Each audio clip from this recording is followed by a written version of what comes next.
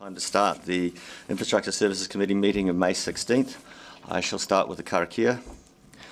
I te hui whaia te mataranga ki a marama. Kia whai taki ki mahi katoa. Tu mahia, tu kaha, aroha atu, aroha mai. Tātou ia tātou katoa. Amen.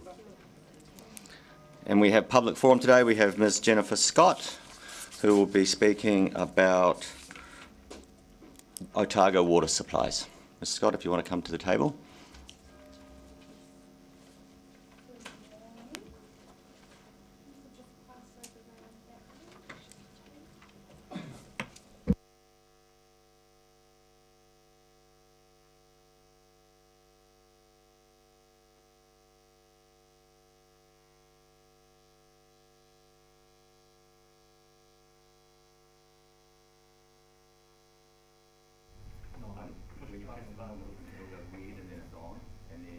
Sorry, it'll go red and then it's on, and then in question times when the councillors hit their microphone, it'll turn yours off, and then to answer you've got to turn it back on again. Okay, are you ready? Yes. Okay, you have 5 minutes. Thank you. Hello and good morning to you all. You may recognise us both. My name is Jennifer Scott. And I'm Pamela Taylor. We are here today to continue the discussion about fluoride being added to the city water supply. We are representing not only ourselves but thousands of other concerned individuals. I presented to you all a brief overview at the end of last year that fluoride is a toxic waste product and that it causes neurological damage and cancer. Since the 1950s, there has been a national fight against the addition of fluoride being added to our water supplies. Those in favour present the argument that it prevents cavities. Going through the Otago Daily Times headlines for the past 50 years, there has been statements made that fluoride was safe, effective and cheap. This was in August of 1956. However, there was no evidence of this, as mass fluoridation of drinking water supplies on a population had never been studied before. Therefore, in the time that fluoride has been added to the water supply, the individuals consuming it in our city has been guinea pigs. So the Dunedin City Council never had any evidence in 1956 to support it being safe, effective and cheap. And in 1959, in an Otago-wide poll, 88% opposed fluoridation. Why are individuals in the city ignored? Usually, one would recall, in the past, the chiefs of a village or tribe would ensure that any decision made was for the long-term health and safety of their people, to ensure this a survival of the next generations. Instead, we have had large industrial companies and corporate entities make their way into the city in order to make a profit from their waste product, with the dental establishment also being paid off at their end. Currently, annually, the Dunedin City Council spends $33,096 on the purchase of fluoride, an amount consisting of 16.8 tonnes within the last 12 months. And it comes from Sumitsky Mitsu Chemicals Incorporated through their New Zealand agent Consolidated Chemical Supplier. In the US, a court order has led to the National Toxicology Program conclusive report being finally released this year on March the 15th. It is a accumulation of a multi-year systemic review of fluoride's impact on the developing brain, resolving that there is no safe exposure to toxic fluoride. The meta-analysis confirmed and strengthened findings in 2 earlier drafts in 2019 and 2020, with external peer reviewers anonymously agreeing that prenatal and early life fluoride exposure reduces IQ in children. A recent Scoop article, also released in March due to the Fluoride Action Network's report, continues to highlight that there is no strong evidence that fluoridation reduces tooth decay. The Cochrane Review, considered the gold standard in providing factual evidence on health topics, published a review in 2015. It states, studies on dental decay and fluoridation were of low quality. The only studies worthy of all review were published at least 40 years ago, i.e. pre-1970. There is no evidence that cessation of fluoridation led to an increase in dental decay rates. No evidence that fluoridation reduced inequalities between rich and poor. No evidence that fluoridation benefited adults. 97% of the studies they examined were biased. In New Zealand, we have many prominent dentists who are speaking out. One such dentist is in Picton, Dr. Fred Timmermans. He shares on his website the harmful effects and lists a multitude of reasons why we should not be fluoridating our water supply. There is a mountain of evidence out there which only points in one direction, that additional fluoride consumption is not safe for humans. When we're presented with up-to-date research and data, we must acknowledge that a very big mistake has been made. The addition of fluoride to our water has very minimal effects on preventing cavities and in fact is a poisonous neurotoxin and causes cancer. The individuals have had their right exploited and ignored. It is a basic human right for one to decide what they should or should not consume. We have been deprived of our right to choose. This is a violation of the New Zealand Bill of Rights Act 1990. The mistake was made by council members of past years, which can now be easily rectified by you all sitting here today. There are options in place to support individuals in our community to have subsidised rainwater tanks and for the DCC to provide fluoride tablets to those who wish to put it in their water supply. What we also have in front of us is Three Waters, a huge push from the government, a corporation, to take control of all New Zealand water. They are not interested in what we have to say. Instead, they continue to sell us all out to the industrial complex in order to continue to dump waste products in our water supply. And so we need action, solutions and changes to be made. We are here waiting for you to be the chiefs of our village who support a healthy, fluoride-free future for generations to come. Thank you. We're open to questions. That was near perfect timing. Do we have any questions? I have just the one then. So you would like the council to investigate the ability to provide rainwater tanks to those who want to get off the reticulated system? I guess that's a secondary thing that we're wanting to say, but the main thing that we're talking about today is about fluoride, and that it's a chemical, it's a product being put into our water supply, and there's been 50 years worth now of research or evidence we've got behind us to say that it's actually a neurotoxin. It's not here to prevent cavities at all. I would also say that with the increasing debt of the Dunedin City Council, it would be really good if we saved money by not spending 33 grand on poisoning the population, which causes them to have cancers. Okay. Councillor Vandervis has a question. You obviously believe that fluoride is toxic and something that we shouldn't have in the water supply. But do you recognise that a lot of other people believe the opposite? And is your thrust really a freedom of choice issue, or is it a wanting to impose your beliefs on people that have different beliefs? I guess we can go around that and say it's not about beliefs anymore, it's actually about hard evidence and facts, and that's like we said in the speech that in the 1950s there was no evidence for anybody to be saying that it was safe and effective to be added to the supplies because it had never been done before. So it's been done now, and the evidence that is coming out from the States and other countries is toxic for humans to be having, especially with mothers having when they're pregnant and with young children as well. Right, and number two there, you've got fluoride tablets for those who want it in their water. Is this your acceptance that it is actually a freedom of choice issue? Yes. The basic rights of individuals is to choose what they have, and so that right has been taken away from us in a city-wide area really, but we've all been told that we have to accept that fluoride's in the water, despite the fact that there's no evidence to support that it's safe and effective for human consumption. And the claims made that it's to prevent cavities, I've heard that multiple times, and I just ask these people, well, have you read the research? Have you read what's out there? And the answer is no to that. So they're just regurgitating what we get told, what we get fed. Thank you. Councillor Fiso. Right. Tēnā koe, Mr. Chair. Tēnā korua, thank you for your passion and commitment to your cause. You claim that you have you representing and speaking for thousands of Dunedin citizens. Do you actually have a database of members constituting thousands? We're part of Fluoride Free New Zealand, and fluoride-free Otago. So yeah, we have a lot of people behind us supporting us and wanting to see changes made. And yeah, thousands of people. Yeah, definitely. Yep. Mayor Raddick. Question. Do you, you're both on town reticulated supply, water supply to your houses? Yes, I believe we both are. However, a lot of people try to get their water from other places because they don't like the town supply.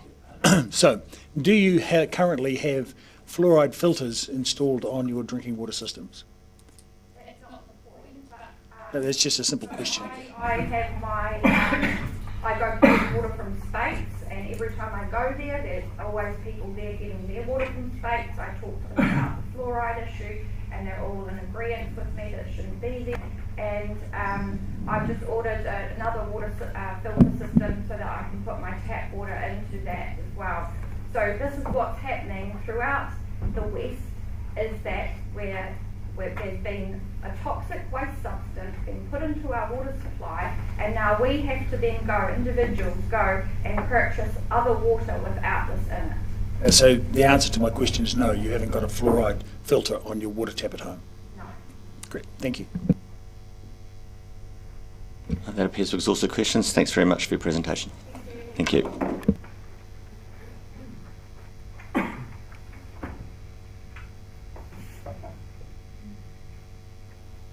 Moving on to item 3, there are no apologies. There are no apologies for the meeting.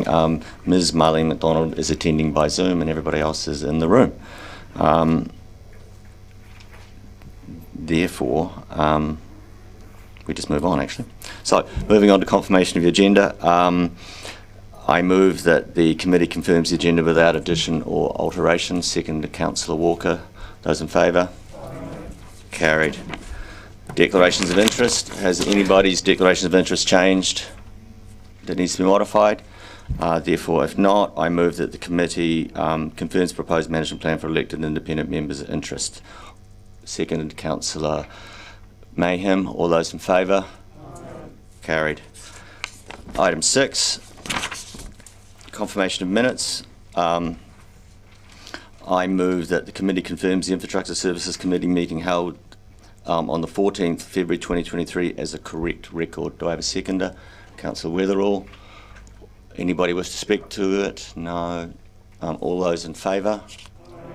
Carried. Part A reports, item 7, actions from resolutions of Infrastructure Services Committee meeting, page 21 on your report. Do we have any questions? No. Therefore, I move that the committee notes the open and complete actions of the resolutions from the Infrastructure Services Committee meeting. Seconded Councillor Mayhem. Anybody wish to speak to it? No. Therefore, I'll put it. All those in favour? Carried. Item 8, Infrastructure Services Committee meeting forward work program, page 27 in your report, on your agenda. Does anybody have questions? Councillor Barker. Thank you, Chair. I just have a question on page 31 about the waste minimisation and management plan.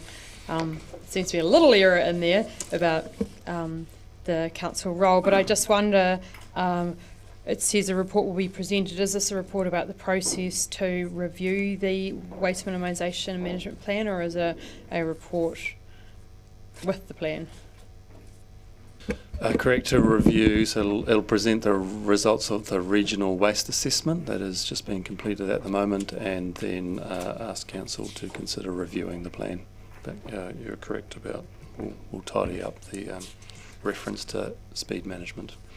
Thank you. My next question is just around the policy for the waste levies, and it relates to the waste minimisation plan, but it also relates to the annual plan. I think when we were talking earlier about the funding that comes from the waste minimisation or the waste levy, that it was going to be substantially more. And I just wonder, is there a policy around how we invest the waste levy? I'm not across all the detail, but there is guidance from MFE about how the money could be spent. So staff use that document, and then through the budgeting process, how much money goes through the grants versus some of the other options. Before we go to Councillor Gary, I'd just like to follow up on those questions. When the WMMP is being redone, will there be a role for governance in the development of the, like there was last time? Yes. Yep, good. And then the other one, I guess, is would it be possible to workshop the guidance that we get from the MFE on the spending of that fund, just to make sure it aligns with the government position on that, governance position on that? Yes, I think there's workshops are being scheduled, but I guess the caveat to that is that the waste strategy and all that guidance is under review, and so the way that waste levy is used could change in the coming years. So if I could just add, we've got the regional-wide piece of work that's underway. Once council sees that and considers what regionally we're looking at, we will then build a program of work for waste minimisation that will look at all of that to feed through into the 10-year plan. So Yeah, that's good. Yeah. Okay, thank you. Councillor Gary. Thank you. This is on, let's see the page.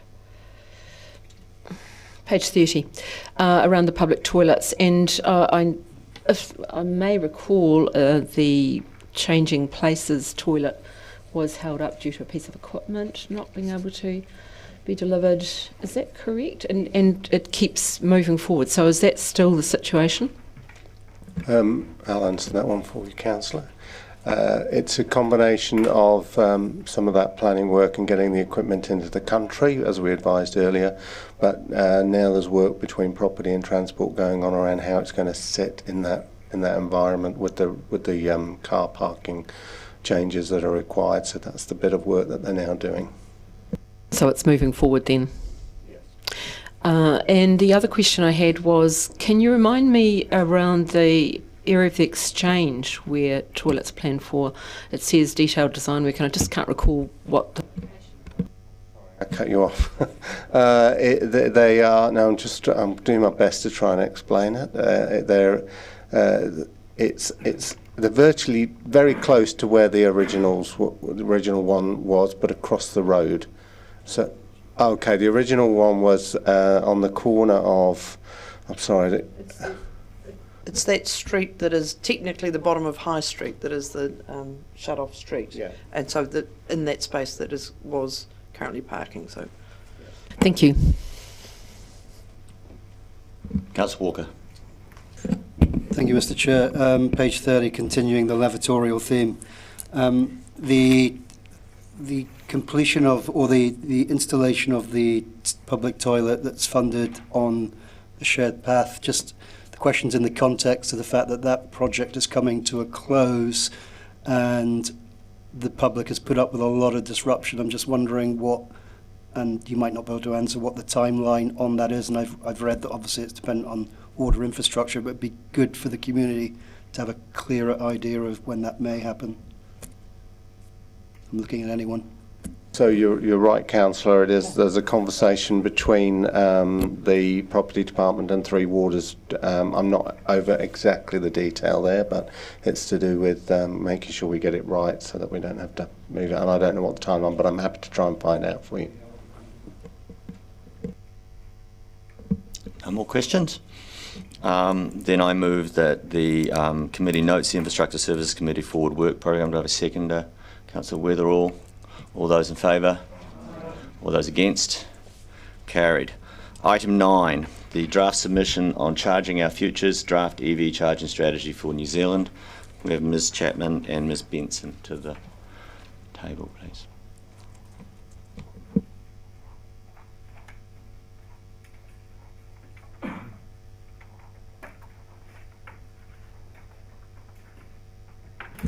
Welcome. Do you have anything you want to add to the item? We're happy to take it as read, thanks. Thank you. Any questions? Councillor Gary. Kia ora both. Since I considered the submission and before it came to this meeting, I had the experience of doing an out-of-town trip in an EV, and a couple of things came to my attention that I wonder if we've considered. And one of them is the very variable locations of the EV chargers. Some of them, and I'm not talking about right in the CBD. I'm talking about beyond that, and consistency with other areas. Some of them were located across entryways into a car park, a sort of a casual car park, if you like, and there just seemed to be such a variety of locations, some more convenient than others. Have we considered that in terms of our submission and location within Dunedin City? Seems to me a consistency across all areas is going to be really important for us to get this right. So the submission doesn't explicitly address the location, but what it does discuss is what the model for implementation is. At the moment, there's a real mix of, in some cases, the private sector are putting them in wherever it's convenient for them to do so. In other places, the public sector is. There isn't a cohesive role at the moment where council is planning or government is planning where it makes sense to put these charges, and that's why we think that it will be useful for government to consider what is the operating model, what is the regulatory function, what is council's role. And I guess that brings me on to, I think that's true, and it's around that consistency, I guess, I'm emphasising, because I also saw where you had the private versus the public charges, and the private charges, often the people in charge of them had no idea what they were dealing with and the different kinds of connections and so forth. So do you think we've emphasised that consistency, a consistent approach enough in the submission? We could take a look at the wording and whether we can emphasise that more strongly, but it is an area where, because things are changing so fast, there's a risk that if you push for consistency too hard, you may stifle innovation and the ability to adapt to new technology. Indeed, well made point.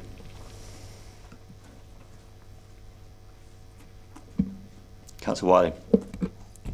Like you, I was expecting more questions. Through making the submission, have you engaged with the local car manufacturers and what is happening with electric vehicles? We have not directly engaged with car manufacturers. And when I look at this paper and the submission, it doesn't seem to really take in the future of electric car technology and 800-volt batteries and 5-minute charging.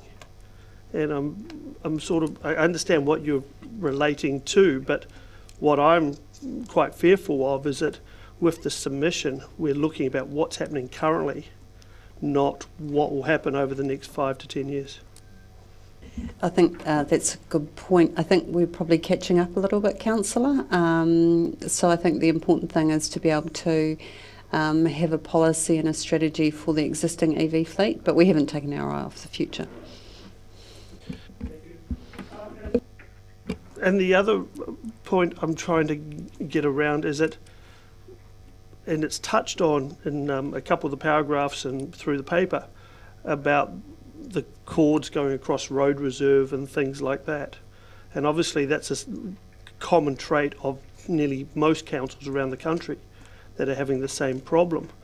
But I'm also concerned about the fact that actually looking at when we rolled our internet out in Dunedin, where the difference between who owned the poles and who had the capability around that. And it's like I'm trying to basically work out how that sort of combines in. And if we're making a submission on that, that sort of combines with the fact that actually all public infrastructure like power poles become part of the process.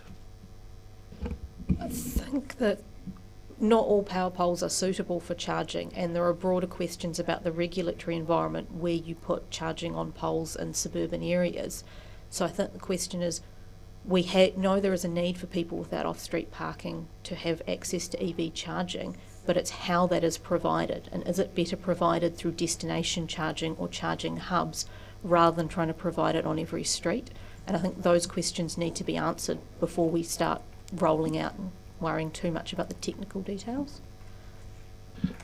Thank you for that, because that leads me into my next question. Have you then engaged with the major retailers and car park providers around the city on how our submission is lining up with what they're planning to do? I think, Councillor, we have to establish what the policy is first from a local and government perspective. in terms of EV charging, because there's a lot of players with central local government and the commercial sector. So we need to have a strategy first before we start engaging with people who to be fair, have different degrees of interest in this argument.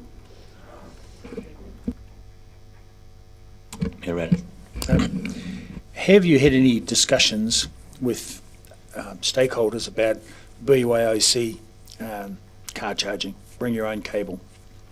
So where you only need a 3-pin plug or similar to be able to charge a vehicle wherever. So that is the kind of infrastructure that many people have installed at their domestic residence. So they have an external plug on the side of the house, and with their own cable they can plug into that.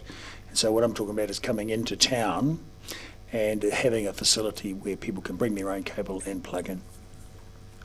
We have not discussed that with stakeholders because that's something which sits at the national standards level. So there's 2 standards referenced in the submission.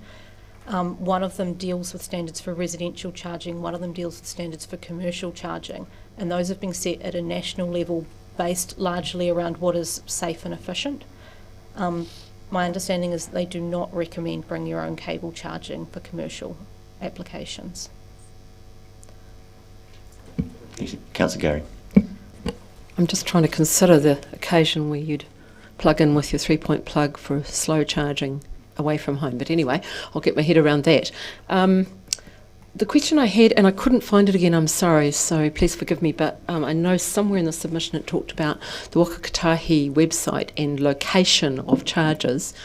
And I think that point's really well made because some of the commercial operators have really good apps, but do you think we've strengthened that point enough? Because I think that an overview of location is going to be really important, and I really think the Whakatahi website is woeful compared with the commercial, some of the commercial. If you take, for example, ChargeNet and their location finders, what would be your comment on that?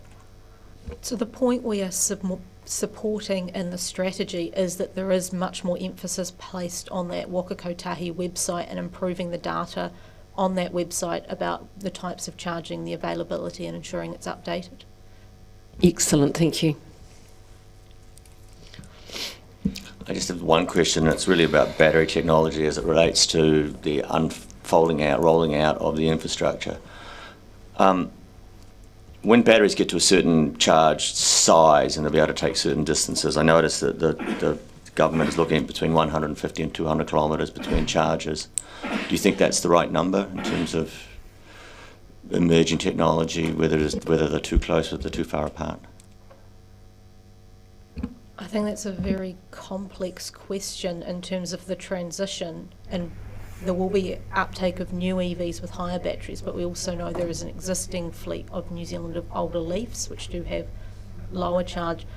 I think the target for the state highway network is every 75 kilometres, but we must also remember that not everyone will be directly travelling on the state highway network for all of their journey. Thanks. So we really are the government is facing emerging technology with different capacities of different vehicles, and how do we get a national standard put in place to deal with that? Thank you. Any more questions? Well, if there's no more questions, then do we have a mover? Oh, sorry, I didn't see you. So one more question. I'm trying to see where I read it, but in an article that I was referencing or looking at last night, one of the things that really focused on was alternative energies in providing the charging, so solar and wind-powered charging stations.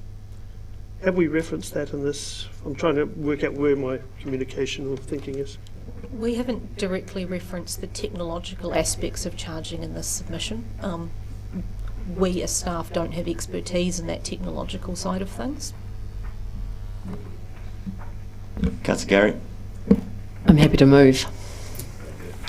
We have a mover. Do we have a seconder?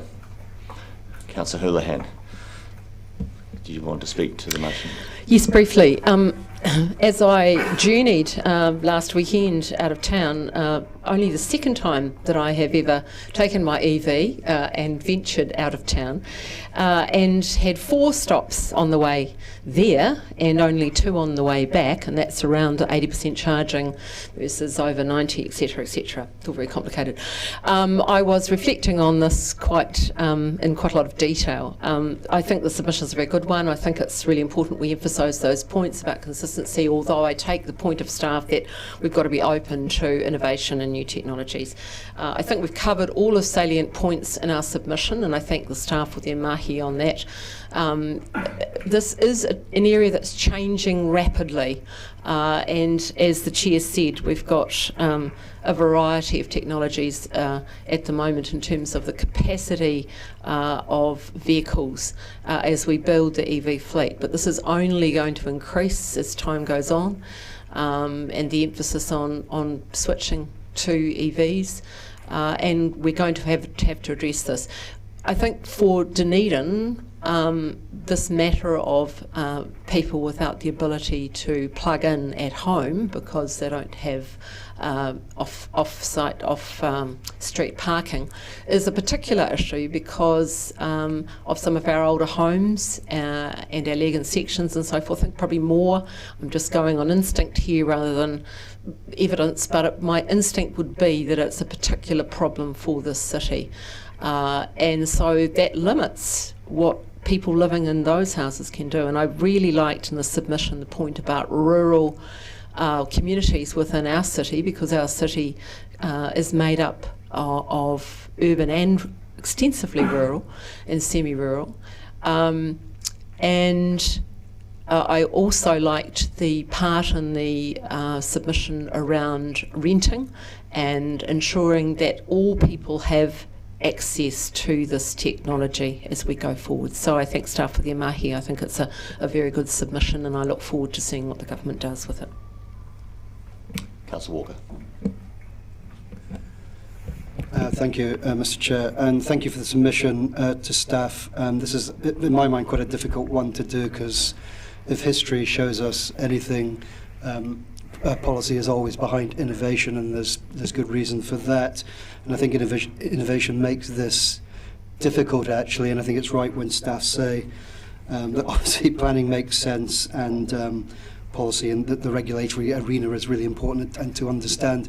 I also thank staff for including the 2 pieces of feedback I gave around not forgetting, in terms of renters, our very large student population, and of course, because I think here we've got 2 things at play, that the private sector has a vested interest, and again, with Dunedin having many areas with lower socioeconomic inhabitants, it's important that we get this right to make sure that any developments don't leave those people behind, because like it or not, electric vehicles will be the norm in the future. Yeah, so that's really it for me. And I mean, in terms of a few of the questions were interesting, because it's almost analogous looking back to the days when we had horse and cart and critiquing the council at the time for putting in horse troughs and not thinking about petrol stations. I mean, it's obviously something you wouldn't do, and Councillor Wiley is right, there will be things in the future that supersede electric cars, but for the meantime, in terms of the regulatory space, submissions like this are important. And I thank staff for it. Thank you. Councillor Barker.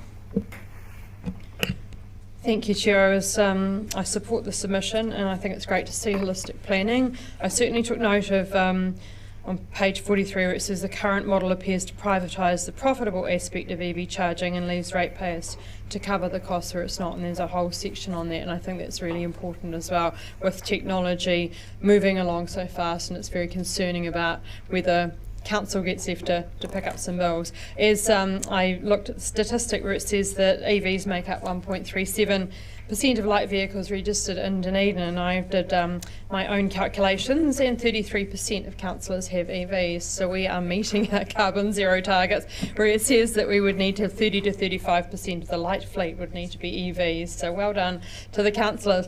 As someone that has about 100k range on their leaf and has a lot of range anxiety, I really appreciate being able to read this and being able to see the the spaces between charging, because it is challenging when you've got one of those older fleets, and I'm glad that was brought up, to find charging places. I also note I was very pleased to see the support of shifting freight to rail where possible because of the carbon emissions and also the challenges about charging very large EVs. So this is a really good submission, and I would love to see a holistic strategy, so we'll be keeping an eye on this one. Councillor Van der Vis. Just a couple of extra thoughts regarding charging, battery technology and possible hydrogen powered cars in the future. If you look at the latest battery technologies, we have at least half a dozen new technologies in batteries which promise to dramatically increase the charge density of cars. A Leaf that only has, for instance, a 120k range currently, with a new lithium air or with a graphene battery, which already exists but just not available in scale. Instead of 120k's, they'll do 500k's, no problem. There is also an increasing number of cars that are already available that have vastly improved range, and I saw one on the internet just the other day that is able to do 600 miles on a charge. That is almost 1,000 kilometres. That is to say, well, precisely 965 kilometres. But your 1,000-mile EV is now available. They're expensive, but coming down in price dramatically. I also note that General Motors are bringing out a little four-wheel drive electric ute that will hopefully sell in the US for only 14,000 American dollars. So they are not only increasing dramatically in range, but reducing dramatically in price. If you look at car sales in New Zealand in the last couple of months, EVs and hybrids together have for the first time outstripped the sales of internal combustion engines cars. So anybody that claims that EVs are just a fad and that they're going to be a long time coming needs to look at up-to-date information to realise that they are here. Our reliance on petrol vehicles is going to dramatically reduce in the next few years. The need for petrol infrastructure is going to reduce dramatically. We're not going to need as many petrol stations and as many tankers running around as we have in the past. I think the issue of distributed generation is something which the government really has to look at in terms of making sure that there is going to be more distributed power generated as well as being available for a dramatically increasing number of electric vehicles. They won't just be cars, they'll be everything from the little unicycles that I saw one go up View Street the other day, quite surprisingly, right up to the new Tesla trucks. We're going to get electric everything. Hydrogen has not got the infrastructure to be able to be any kind of real threat to the massive increase in electrification of vehicles, and the new batteries are going to ensure that the new electric vehicles are cheaper with much better range than anything that we've ever had. There is going to be one other consideration that we need to look at, and that is that the provision of mechanical services for vehicle repairs may well pretty much disappear. If you look at an EV like a Leaf, there are only 20 moving parts in it that are permanently lubricated. If you look at a normal internal combustion engine, 2,000 to 3,000 moving parts, all wearing out, all needed lubrication, exhaust systems required, radiator systems required, all these things that you don't need in an EV. I've had my EV now for 8 years, and it's the only vehicle I've never taken a spanner to, and the only maintenance that I've ever had to do on it is a set of tyres and a set of window wiper blades. That is such a massive change in terms of our transport network that we need to have that in mind for our shaping future Dunedin transport, which is our next item. Thank you for hearing me out. Councillor Wiley. First off, I will be supporting this paper submission. And I actually agree with everything Councillor Vandervis has said. I also like the term from Ms Benson, the different degrees of interest, and I think that is a very relevant part of this submission. Again, I struggle with that it's not as much future focused as it should be. And I say that because after my recent trip to the States and spending some time around the San Jose Palo Alto area, where we saw more Teslas on the road than Toyotas, that we noted Tesla was also the predominant charger, and that there was a lot of infrastructure being put in by the car manufacturer itself to support their vehicles. And yes, that was on a combination of public and private land. All the big box retailers are all got their Tesla chargers out in front because they know that's good for business. Even the 7-Eleven seem to have a Tesla charger in front of them. And I think that's where private and public partnerships need to work together and step up. I think it's not just a council or government-led program. It needs to be a win-win. And that's where I do get a little bit frustrated, where we don't challenge the government and even our own thinking to say, okay, what do we want Dunedin to look like in 2030 with charging? Because the status quo or looking at the current vehicles today is not the right way to go about it. As we heard from Councillor Vandervis, the car technology is changing rapidly, and when they talk about 800-volt batteries and 5-minute charging being a norm in the next decade, I think that's another part of the piece. I also agree with the discussion around petrol stations, and obviously there'll be a lot of land sort of coming up or availability on the petrol station site for that space. And to me, it also kicks into when we remember our carless days of the 70s and when we had LPG and CNG come in. Where did those tanks go? They didn't go on public land. They went on the petrol station sites and they worked together. And I think that's a pathway we also have to look at. Thank you. Councillor Mayhem. Thank you, Mr Chair. Agreeing with Councillor Vandervis, we are going to get electric everything. It's interesting to note that currently there are 340 public chargers from just 20 across the nation in 2016. Currently in New Zealand we have 65,700 registered electric vehicles on the road. The first thing that I did on becoming elected to the City Council was to go out and purchase an electric vehicle. We celebrated 5,000 Ks this weekend by going on a road trip, our first ever, to Queenstown.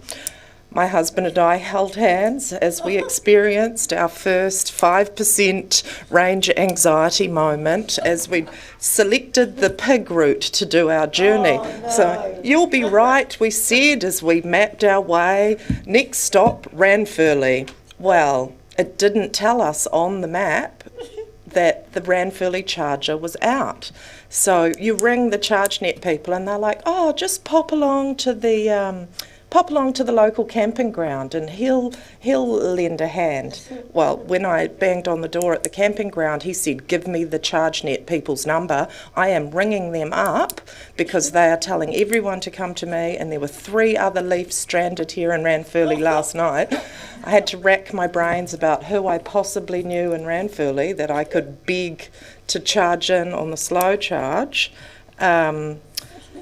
The kind people at the petrol station let us plug in for an hour, and we calculated that we would only need another 10% of charge to get to Omakau. We got to the bottom of the Poolburn Hill, before Ophir, and we were at 5%. Anyway, long story short, we made it to Queenstown and we got to Ophir. You know, you got up the hill and it charges on the way back down. There is nothing like the adrenaline of range anxiety when you're in the middle of nowhere, and we crawled through the Ida Valley doing 50 k's an hour to, you know, not to suck too much juice. When we got to Queenstown, we discovered at the hotel there was only a Tesla charger. And then when we tried to plug in at the Alexandra supermarket, we discovered, although it was a free charger, you needed to have a double-ended thing, you know, your own lead with you. So there's some gaps in the advertising around what you can plug into, what kind of lead you need to have. Yeah, it's an adventure, and I'd like to see some more information on the sites. You know, is this one working? What kind of lead do you have to use? Is it going to be suitable for my vehicle? Is it just for a Tesla? The future looks bright, though. And I look forward to knowing that every 75 k's in an older Leaf like Deputy Mayor Barker's, that she too would be able to go on that journey. Thank you. I'll be supporting this. I've actually suffered range anxiety in an internal combustion engine car by leaving Hokitika on a Sunday, going through Ross and not finding out that there wasn't a petrol station until Hari. So it all depends on the vehicle. In fact, if you look at this, the 1920s and internal combustion engines were suffering from the same rollout of new technology and the ability to find places. And I think one of the things we want to take into account is the role of government and private is that as the technology rolls out, there are gaps that the private industry usually does not want to fill. And if it is good for the national interest, it's imperative that local government and central government fill that gap. But if you believe in the technology, you'll also be confident that those gaps will fill themselves in eventually, and your role as an enabler will be a temporary role. This is a very hard submission to do because of the evolving technology and the fact that many of the things that we talk about now will become redundant in only a few years' time. And there's the issue of always stranded assets, investing in something that you don't need later when you get, 1,000 kilometre batteries. Going back to internal combustion engines, I think we'll see the same thing happen. There's not a petrol pump outside everybody's house. We go to a place to get the energy we need for that vehicle. And so the advantage with electricity is that if you do have a driveway and access to your plugs off the road, you can do it at home. But there will be a vast number of people, myself included, who don't have that capacity to do so. We'll have to go somewhere else to do it, and that will come along. But it was important that the government starts establishing a strategy now, because I think what's been the case is it often happens strategy formation because the technology is moving so fast. You're worried about setting up anything. But if you set up nothing, then you've got no guidance to go with you at all. So it's good to see the government doing this. I want to thank Ms Chapman for her work on the submission. It's a particularly good one. And do we have any more speakers before I give the right of reply back to Councillor Gary? Councillor Gary. Well, thank you, Mr Chair. And I was thinking about my father, who was in the garage business, and I was thinking what he would make of the idea that mechanical repairs were no longer necessary in petrol stations, and the huge change that means. And also I was remembering Carless Days, Councillor Wiley. I do remember those. And so this feels like a huge change in the way we think. Range anxiety has been touched on, and I was in the same direction the week before, Councillor Mayhem, and I do understand what you're talking about, and Councillor and Deputy Mayor Barker, around range anxiety. It's quite something, isn't it? And it's a whole new way of thinking, a whole new way of approaching your journeys. And if we want the early uptake that Dunedin showed in terms of the purchase of EVs to continue, then the customer experience needs to be a positive one. We need to know that we can charge our cars easily and that we can make journeys with that slight adaptation in how we approach those journeys. The mention of freight was important in the submission. Charging for public transport was important, and Councillor Vandervis touched on the innovation and the changes in battery technology, and the thought of a 1,000-kilometre range was very exciting to me. I have 200-kilometre range, which seems pretty good. And I want to just mention too, and Councillor Wiley touched on it, what this means for Dunedin in terms of a destination. We're at the moment writing a destination plan, and we need to know, with the amount of visitors we have too, that people can access charging in the short term as they experience our city. As part of that improved customer experience, that point about Waka Kotahi's website and the information about location of charges is important as well, and I was pleased to see that in the submission. Point has also been made about the government having an overview around new technologies coming on stream and having that high-level view of what's in front of us, and much of that I believe can't imagine at this time, but we have to deal with what we have, and we need to be making good decisions for the future, and I think the submission makes the points in that direction. So again, I thank the staff for their mahi on this difficult submission, but a very important submission. Thank you. Thank you. Just before we vote, I'm just going to read out the items for those on Zoom. So we are approving the draft submission with any amendments to the Change Our Future electric vehicle charging strategy, and authorise the Chief Executive to make any minor editorial changes to the submission if required. All those in favour? Aye. Against? Carried. Moving on now to item 10, the Shaping Future Dunedin Transport Program update on page 45 of your agenda. And we have Mr. Spears and Ms. Benson. Mr. Spears is on the house.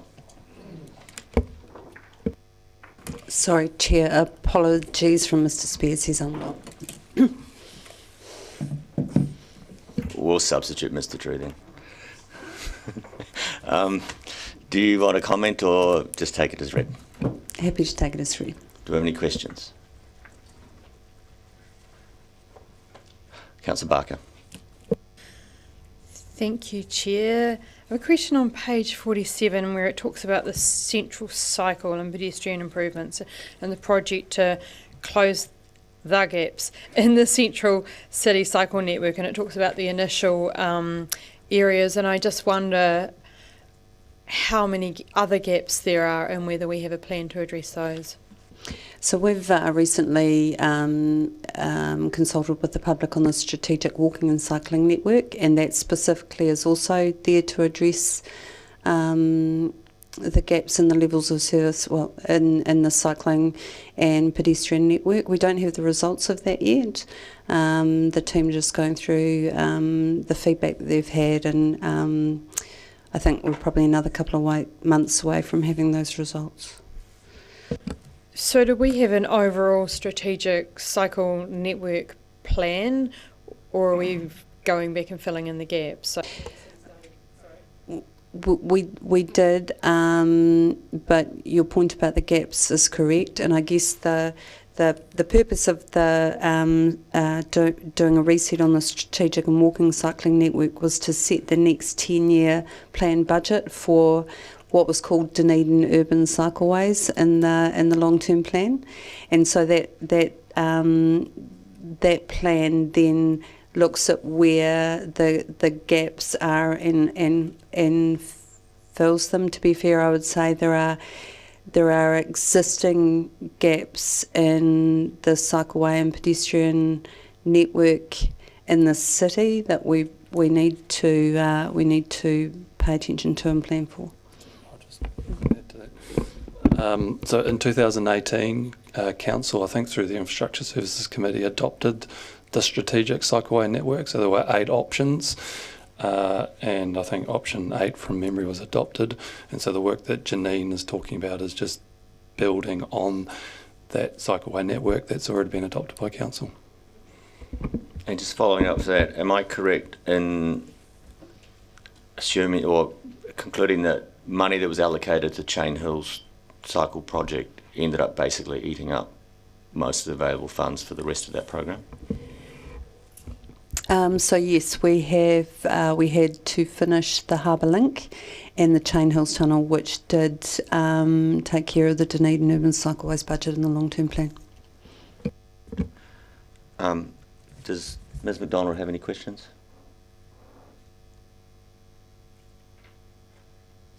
Yes, I do. I was just wondering whether in the plan for the corridor, whether in the Princess Street bus priority lane, whether that included an island at the junction of Ansons Bay Road and Princess Street. It's a very busy intersection there, and I'm wondering if that's included in the plan.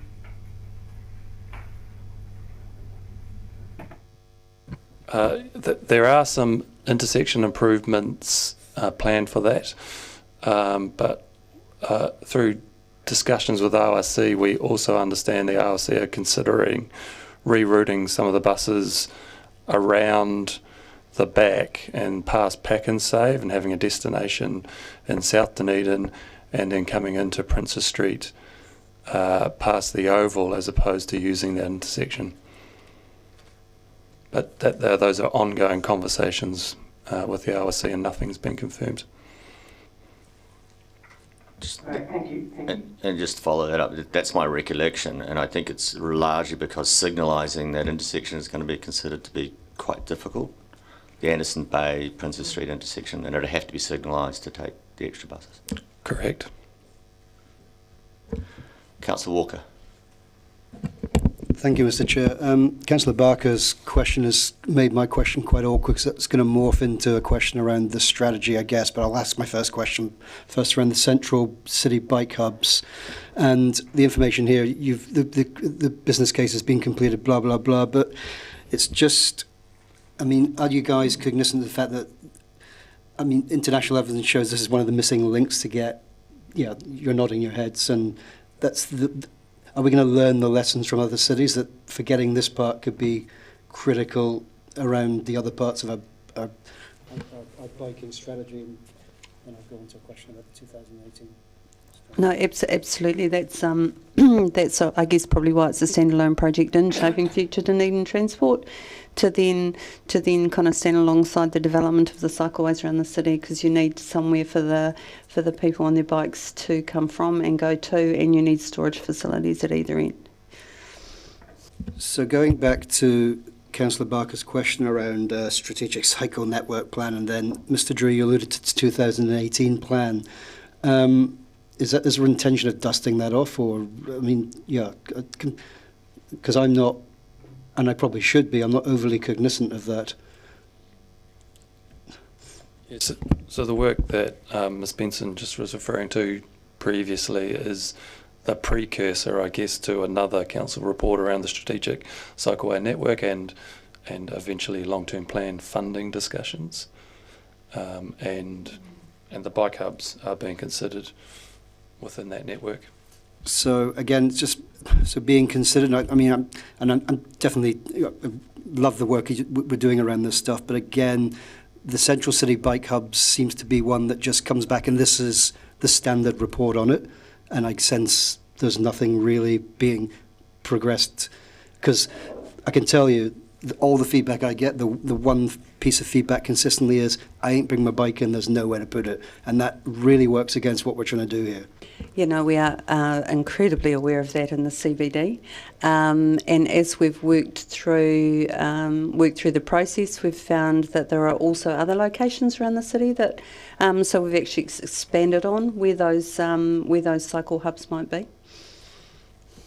So, sorry, when can we be party to that, the detail of maybe where they're going? And a subsequent question, because the cycling community or the walking community will probably like to, I know you've consulted, but probably review what you've come up with. Yeah, correct. So we've got detail around, there's 3 tiers of bike hub, so kind of small, medium and large.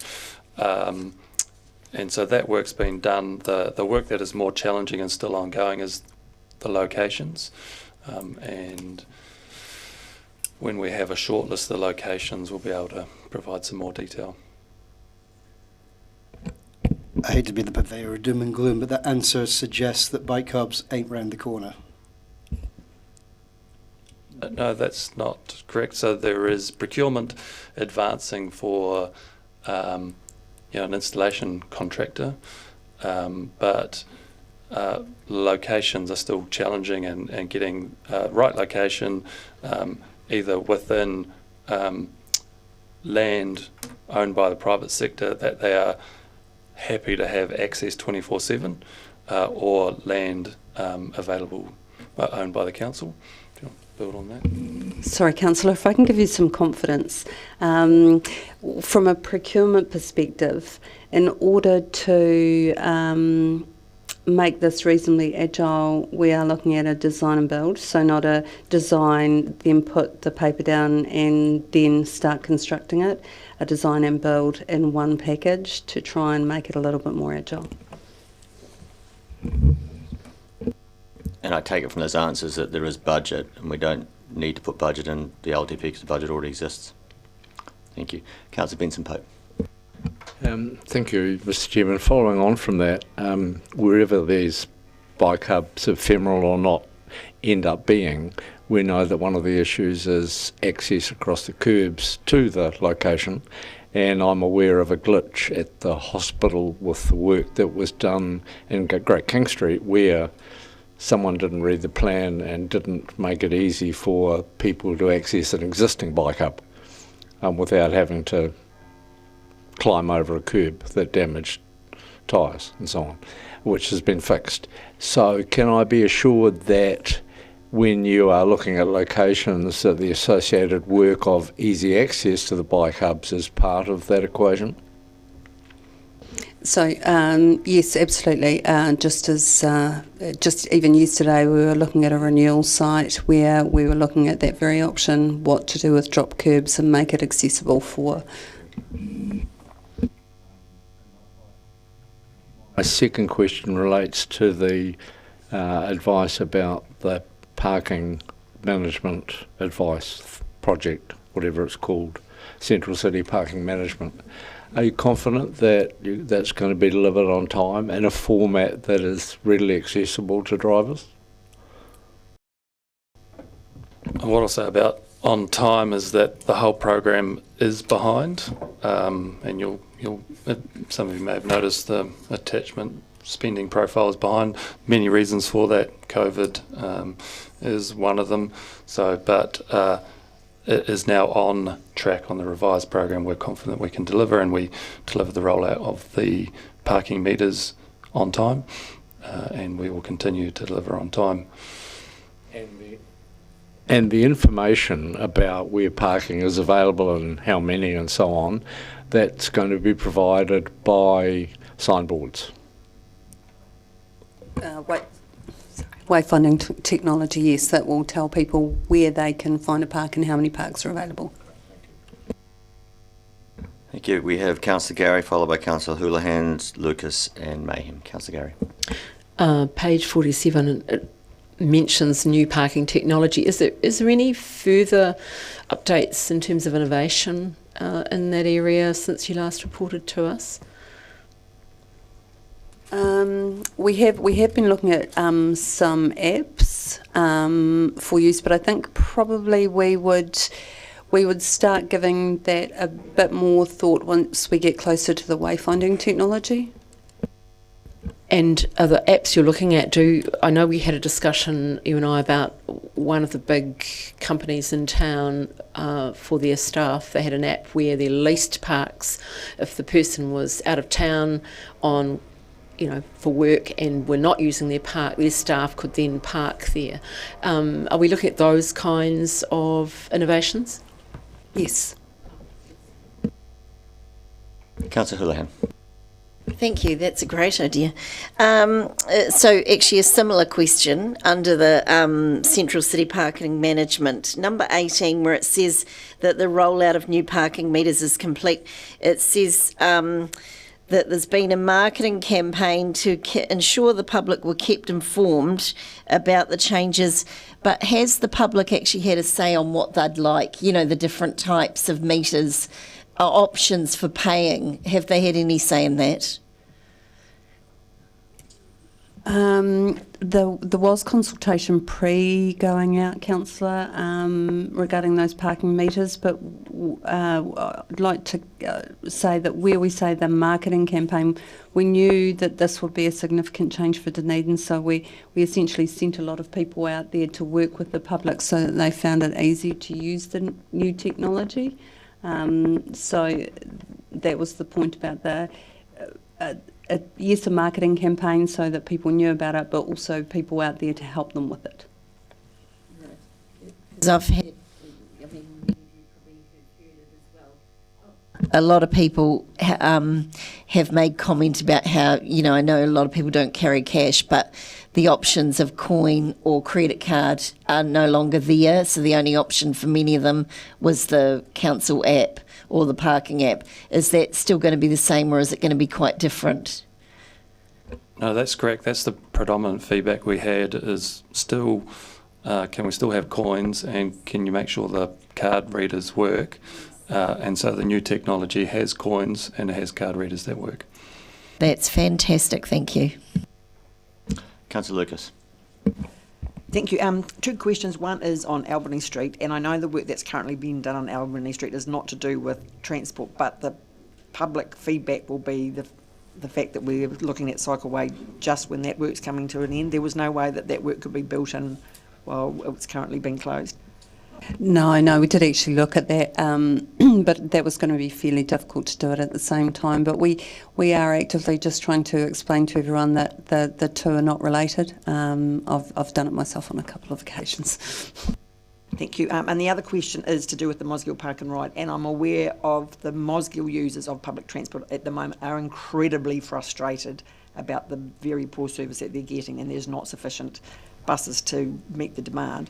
So I'm concerned that where the ORC is at, they're thinking with being able to service the park and ride, because at the moment it will be a disaster waiting to happen. I think the Mosgiel Park and Ride is very heavily predicated on the express bus coming from Mosgiel, which gives the commuter a really good end-to-end and quick experience without any interchange. So, we will be working side by side with ORC to make sure that does work and that is a success. Thank you, because without that express bus, there's no point in having the park and ride. Councillor Mayhem. Thank you. I wondered if we'd considered a pedal and ride initiative. I observed when I was in Queenstown that every bus stop has a 4-rack for cycles. I thought that could work really well in the hilly suburbs of Dunedin, thinking about our topography. Not everyone will cycle down a hill into the town and have to cycle back again, but they could cycle to a bus stop, chain their bike up and then pedal and ride into the centre city. Yes, my comment to Councillor Walker earlier on was a lot of the feedback we'd had was exactly that. That people said that they would like options to be able to park their bikes in the outer suburbs. Equally, we've had a lot of feedback about parking your bike at the Mosgiel Park and Ride, so that it just doesn't become a park and ride for cars. You can bike there and park your bike and then jump on the bus. Thank you. I just have one question about the harbour arterial, really just a clarification question. Section 1 is complete and then sections 2 and 3 are moving on. You're kind of silent on section 4 there, and you know why I'm asking this question. Section 4, we all kind of agree now, is not fully budgeted, so that will really depend then on our successful bid in the next Regional Land Transport Plan for Waka Kotahi numbers. Waka Kotahi come towards the table with us on that one? Yes, it will. I would say that it will probably depend on our next 2 NLTP bids, given the size. Yeah, okay, thanks. And I just want to basically note by asking the question, so 65% of our public transport is coming from one particular public transport corridor, and that's really the underlying driving reason for doing the Mosgiel Park and Rides and the Princess Street bus lanes, right, to attract that group and then get that group in as our greatest return on investment. That's correct. Thank you. Any more questions? Ms McDonald, are you good? I'll assume so. I'll move then that the committee notes the Shaping Future Dunedin Transport Program update. I second to Councillor Walker. I won't have too much to say to this because it's a fairly comprehensive summary of where we've gone. Only really to comment that if you look at each of those headings, this is a fully integrated transport program. Each one of these parts are required to make the other part work. They're not a standalone set of, each can be considered a standalone set of activities, but they actually do feed into each other. So, if you look at the things like the Mosgiel Park and Ride, the Princess Street Bus Priority Corridor is exactly an extension of that, with the intention of Councillor Lucas to actually make sure that when and if, and I assume it will be when, because if it's if, it will not go down well. The ORC aligns to this and brings in a very high frequency express bus out of Mosgiel, then we're looking at something that should be able to get to town and to the exchange as fast as not faster than a car. And if we can get the cost of coming into town and parking less than it would to come into town, we expect very high conversions there. So that's an activity that then creates an opportunity for making the centre of the city more livable, makes cycling and walking in the centre more doable. The harbour arterial is to get heavy traffic away from the centre of town and move it away. So again, around the hospital area, we've got a better livability area.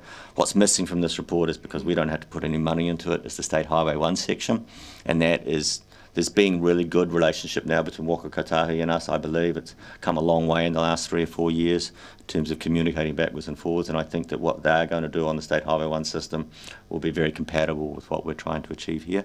So I just want to acknowledge to staff that this is a very large program which has many moving parts to it, and I think they're doing a great job at getting all those parts moving.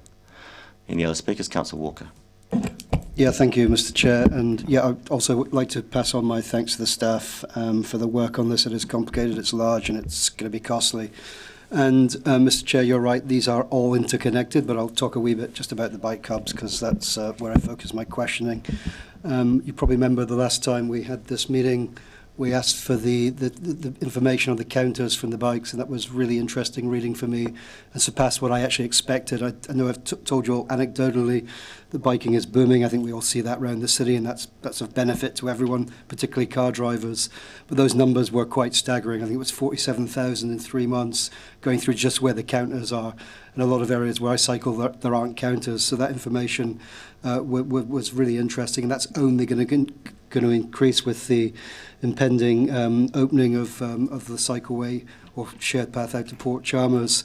And I know of a lot of people who have or are going to buy bikes, but as I said in my questioning, one of the major impediments to people doing that is knowing that they have somewhere safe, secure, and close to where they want to be or where they can get to. And I guess that feeds into the question Councillor Mayhem was probably trying to tease out, is that if we look again internationally where things have worked and not worked, they've worked well where you locate the hubs close to transport hubs, close to work, close to leisure, close to outdoor, where people want to be. So let's make sure we get that bit right, and make sure they're located in places that are that also that we can, and this is an extra one for you perhaps, Mr. Drew, where we can actually show off what we're doing. I think it's important to shout out about the fact that we're a city that supports all modes of getting around. Bike hubs are already in other cities. They're in Christchurch, they're in Wellington, they're in Auckland, they're in other places. So let's not, I mean, this is by far the best city in New Zealand, so let's not be left behind on this one. Let's get it right. Let's make them cool, funky and fun. Thank you. Councillor Van der Vis.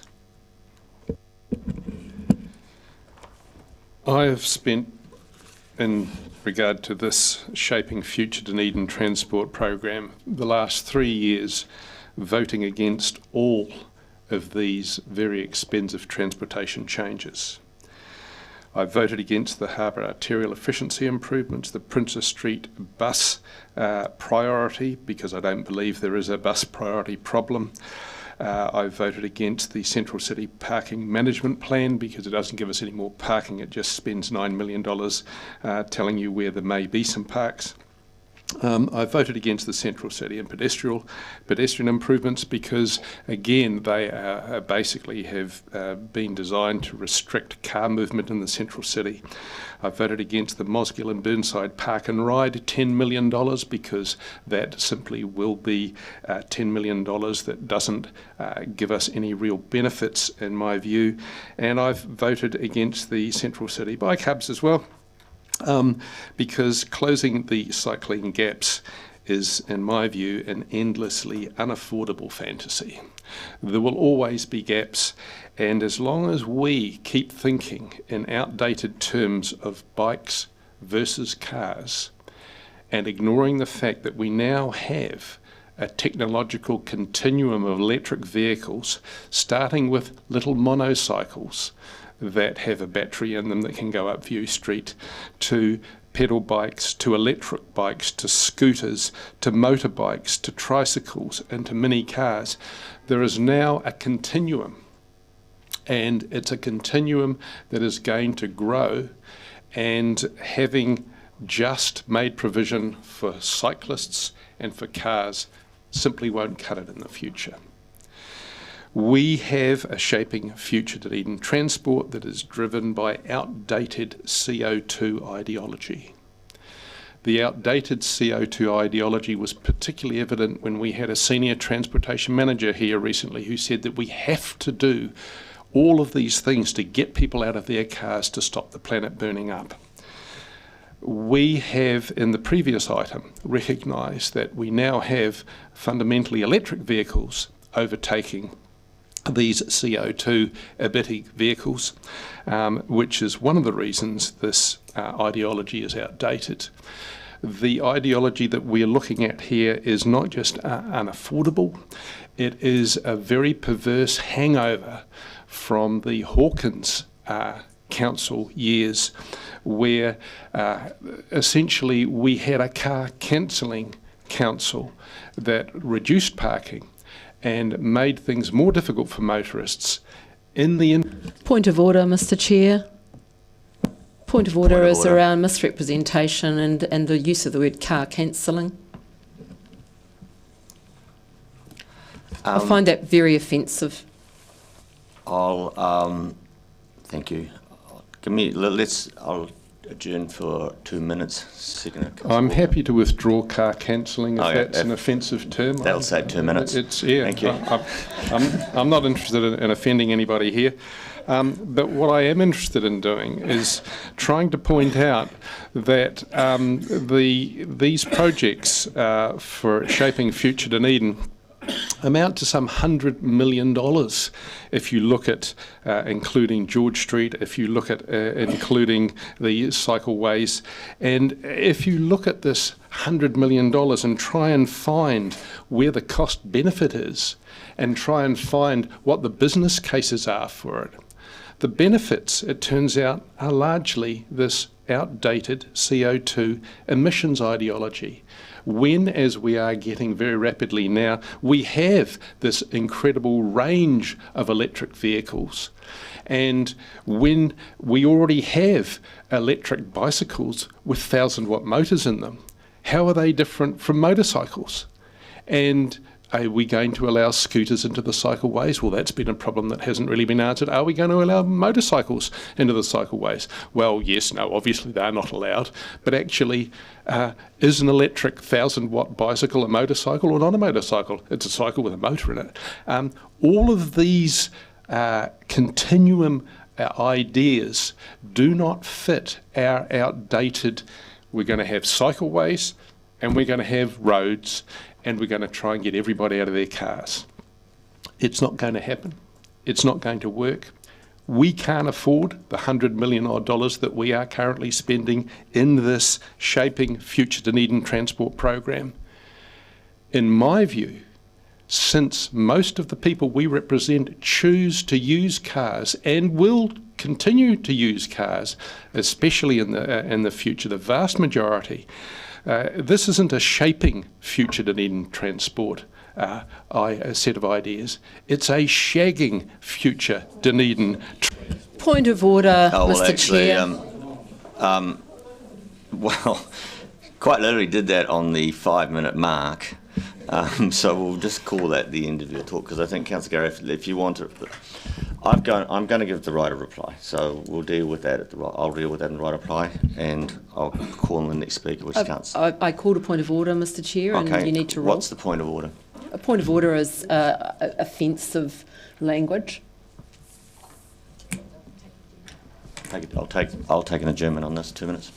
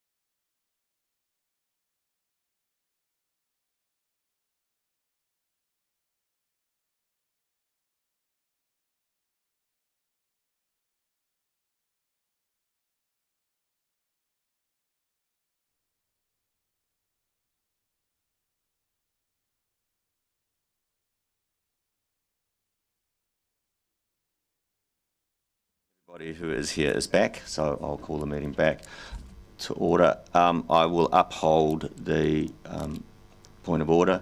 Councillor van der Wissel, I'll have you withdraw your final statement at the end of that speech, please. I'll withdraw whatever you like. I'm actually instructing it, to be honest. You know that from the chair. Sorry? It's an instruction from the chair when it's a point of order, as opposed to whether I like it or not. It was my personal opinion, and if that personal opinion is deemed to be unacceptable here, then I withdraw it. Without qualifications, yes. Anyway, listen, I do want to make sure that all of us in these meetings concentrate on the items at hand and do not use language which isn't designed to be, it was designed, I feel, to be insulting and inflammatory, and we've got to keep away from that edge. We've got to maintain the standards inside this room. I now call on Councillor Barker. Thank you, Chair. I was one of the people that voted for all of the projects in the integrated strategy that is shaping future Dunedin, and the purpose of those is, per the report, were to mitigate travel disruption related to the new Dunedin Hospital, develop a bus priority corridor to provide a more efficient transport corridor, to improve the efficiency and management of parking, to close the gaps in the central city network, to provide a park and ride bus facility, and then to provide bus hubs at the end of the journey. And I'm just trying to find the statistics here about what is the purpose of this. When we look at the purpose with the Y Invest in the Shaping Dunedin Future Transport and Appendix Attachment A, Y Invest, construction of the new hospital will start in 2022, so we had to address those issues. Severance impact caused by the state highway one-way system and the railway is recognised in the master plan documents. The severance reduces amenity and pedestrian freedom of movement between city precincts. St Andrew Street between the new Dunedin hospital sites is part of State Highway 88. The Climate Change Response Amendment Act commits New Zealand to be net carbon zero by 2050. Car trips make up 74% of the journey to work, which reduces efficiency, amenity, the potential to achieve carbon reduction targets and parking availability. And there is a high collective crash risk on key routes. So these are the reasons why we're doing it. And then we also have the program outcomes expected over 10 years, which is also attached in the documents. Better east-west active mode connections, disruption minimised and access maintained. 30% reduction in travel time due to the harbour arterial improvements, behaviour change, upgraded cycling and walking facilities to try and get 5,000 new people walking or cycling, and a lower carbon footprint for Dunedin. So all of these projects have been carefully thought through, have been consulted on, not insulted on. So I think that I will support, well, I absolutely support these projects, and I'm really pleased to get the update. Thank you. Councillor Gary. Thank you, Mr. Chair. Shaping Dunedin Future came about as a set of projects, as a package, if you like. These were just important decisions made in the last triennium with an eye to the future. They were not car cancelling, and I really take offence to that suggestion. This is around pieces of the jigsaw coming together to make sure that our transport system network in this city is adequate for the future. But not only that, with an eye to climate change and addressing some of the issues around that and our aspirational goals of net carbon zero by 2030. And we can't afford not to take notice of that. And the kind of provocative language used by one of our members is simply not helpful, suggesting that this is about car cancelling. It's not bikes versus cars, it's bikes and cars and public transport. And Councillor Barker, Deputy Mayor Barker, gave the summary: the harbour arterial, the bus priority, the central city and pedestrian improvements, the Mosgiel Park and Ride and the bike hubs. It's a package of projects, and I thank the staff for their considerable mahi to bring these to fruition. It does take time. It's been very interesting to see some of the things that are happening around the city, quite separate to this, and I mentioned in passing, and just want to take a minute to mention apps such as the app used by Silver Fern Farms, where they have leased car parks, and the folk who have leased car parks, if they're away, they release their parks for the day, and other members of the staff can access those, so they're not parking on the road or in other parks, and that frees things up for other people. A very easily used and well used program. And I've no doubt that will be rolled out in other organisations and many other initiatives besides. So think of this as part of a jigsaw puzzle, and finally the pieces coming together. We will address some of the issues around traffic congestion, the new Dunedin hospital build, getting our freight around the city appropriately and in a time efficient way, and people finding parks so they can go about their business in the city. Because after all, aren't all of these things matters that have been raised by the very same people that are calling this by names? So thank you to the staff. Great to see progress on this. And I just remind people on page 51, mention of the high collective crash risk on key routes, including sections of State Highway 1 northbound and southbound and Princes Street. Do we really want to be known for that? No, we want to address those kinds of issues. Thank you. Mayor Radich. Yes, this has been some interesting points made today.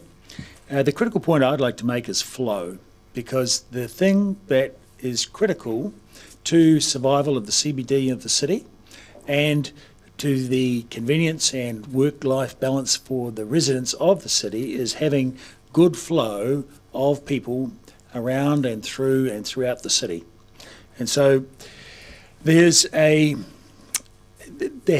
origination of this program also involved the one-way system, which was to be made two-way, and the flow characteristics of that were an intrinsic part of this, but they were such that only 85% of the traffic would be handled by that proposal. In other words, we were destined for complete congestion. So this, now that we've changed that and we've moved to retaining the one-way system, we do have that ability to have the flow through the city. And so it's quite important that the rest of these projects be weighed in the balance of flow so that people can get to where they want to go. So convenience and reliability of our transport system is critically important to the survivability and sustainability of the city. So I would like to see this program have a flow-based lens passed over it at this stage, and similarly a benefit-cost ratio lens passed over it, because as we can see from the previous, including in the appendix when the examination of the one-way system, is a much better benefit-cost ratio for retaining the one-way system and going with P1 versus P2 V3. Which was the alternate proposal. So the benefit-cost ratio to the city is very much there, which is likely to make it, well, it will be a far more sustainable system of getting across town and be far better for people to get to and from work, to get to and from their social connections, to navigate through the city. So I certainly agree with many of these proposals, and I have seen bike hubs in operation in different parts of the world. And so what Councillor Walker says is very important, that those locations, the locations of the hubs are very important, so that you do have somewhere to store your push bike or your cycle or your device wherever you get to where you want to go, because that's a really strong inhibition, because already electric bikes are being stolen around the country and around the world. So having that security of storage wherever you go is critically important. So there's a range of factors in here. And I think it is also very important that we have a range of mobility methods to get around the city. But the overarching lens of flow and benefit-cost ratio, the two lenses, I think would be useful to pass over the program as it sits right now. Thank you. Councillor Houlihan. Thank you. Yes, I will be supporting this. I think there's a lot of good things in it. However, I do disagree with Councillor Gary because I do think a lot of this is around car cancelling, and it's not a negative thing. I think it's a positive in the way that... Point of order. We've already traversed this, Mr Chair, around that particular word being used and the misrepresentation that involves. And yet it's been reused. I thought I ruled on a slightly different sentence. Can I ask the councillor to stay away from inflammatory statements like car cancelling, because that implies cancel culture, effectively. So can you withdraw back behind that statement and come forward again without using that term, please? I'll uphold it, effectively. Right. I was about to say that the idea of the whole process of this future transport shaping document is to look at new ways of doing things to try to decrease the number of cars on the road. That's the point I was trying to make, is that, so, you know, the words you don't want me to say is what would eventually happen if we have an excellent bus service, which we're not in control of that, so we have no say over that. And if we have, you know, easier ways of getting around our streets, better public transport, better bus services, better biking, and I 100% agree with Councillor Walker around the bike hubs, because one of the other reasons I'll mention that he didn't mention at the time is why a lot of people don't use electric bike is the cost. I mean, the cost of a lot of these electric bikes is huge. So anywhere we get a chance, I think we should lobby the government to see if they can subsidise some of those costs. That would be really beneficial if we want more people using bikes. But the hubs are important because they're a lot of money. You know, it's heaps of money sitting there. My concern around the Princess Street area, that's one of the areas I've got quite a bit of concern. There's a lot of car parks going there, and it's an extremely busy area in the Oval when kids are playing sport. It is chaos if you're trying to use that field on the weekend and in other times as well. But if you've got any sport there, anyone who's been there will know it's very, very difficult to get around or get a park anywhere. But and I know this proposal will take a lot of parks away along that area. However, if we have a really good bus service, that will be great. But my feeling on this is that we have to have some sort of guarantee from ORC that we'll have like an express bus route there all the time with buses just going constantly. And I don't know if that's going to happen, because if we have that lane mainly sitting there empty with the odd bus every now and then, that's not, you know, I just don't think that's getting the best value for the dollar. So there's a lot of things in this plan that rely on our bus service meeting a lot of those conditions and being a lot better than they are now. The other thing I want to say is I think it's absolutely fantastic with the parking metering that we're going to come back to having more options of coin and credit card, because there's nothing more frustrating if you finally find a park and then you realise you have limited ways or no way of paying for it. So yeah, I think that's great, and I think a lot of the members of the public will be happy with that. There are a lot of people who can't use a bike, you know, like elderly people, disabled people, but there's a lot of people like Councillor Walker who are taking on biking and are able to do it, and I think it's great. Any way we can make it easier for them, I think, is excellent.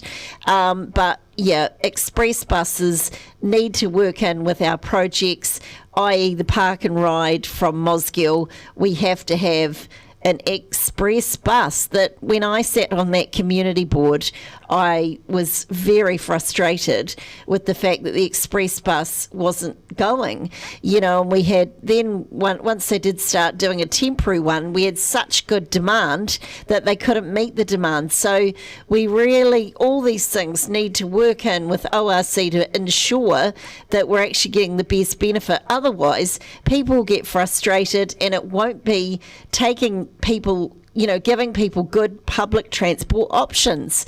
And unless that's that's there, this plan won't work. So hopefully we can work together with collaboration with ORC, and the bus service does what is needed, because if it doesn't, this will not be a good plan for our future. Councillor Fiso. Tēnā koe, Mr. Chair. I would just like to recall, as I have done before around this table, Dave Luffrey's comments around the long-term plan. He was a journalist and was a reporter for the ODT on council business, and his tweeting that infrastructure is people. And I also like to echo Mr. Ponting's comment of yesterday when he was talking about code and talking about when you provide for underrepresented people and communities and whānau, they take advantage of what you provide. Who knew? So for me, as I've said in previous speeches relating to this plan, I'm not a driver, I don't have a vehicle, I take the bus, or I take advantage of my whānau when they have, or neighbours or whatever, when they have cars. But my point here in terms of this is future, and it's also about providing for young people who don't, or poor people who will never have a car, electric or otherwise, who use the bus service. And we've got to provide for those young people who are concerned about the planet, will never have a licence, and want us to put in place for them and their children, not us over 50 baby boomers who are so damn privileged we can't see past our own power. So please think about the future and those generations that don't have the access that we enjoy. Kia ora. Anybody else wish to speak? Then I will exercise my right of reply. I'll actually start with Councillor Fiso's speech first, and in agreement at the idea that infrastructure is people. In fact, that is actually what has always attracted me to the Infrastructure Committee, believe it or not. It's not so much pipes and roads, it's more about what they do for us as a city. And people is the best place to invest. And I then want to go on to Mayor Radich's commentary about flow. That is the mechanism through which transport systems that was the only lens that transport systems were looked under for many years. And then the idea that actually cities are full of people had to be taken into account as well, and you had to take into account livability and other such things. However, you cannot go to what people are calling a car cancel culture, because that won't work either.